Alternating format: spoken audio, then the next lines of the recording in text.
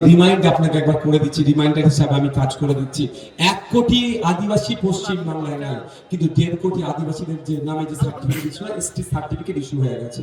ভাবেন কে খাচ্ছে? ভূতে খাচ্ছে। ভূতে খাচ্ছে না। 1 কোটি আদিবাসী পশ্চিম বাংলায় নাই, 1.5 কোটি এসটি সার্টিফিকেট দিয়ে দিয়েছে।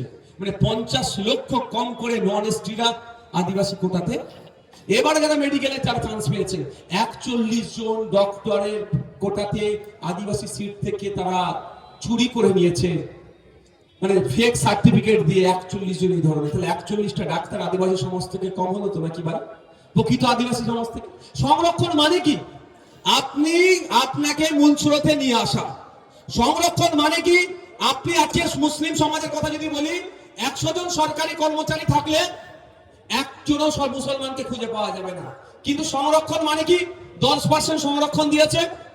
কিন্তু বাবা সাহেব আম্বেদকরের ওই বাণীতে আমি বিশ্বাস করি, যারা সংরক্ষণ নিয়ে নাক ছিটকায় তাদের উদ্দেশ্যে আমার বার্তা।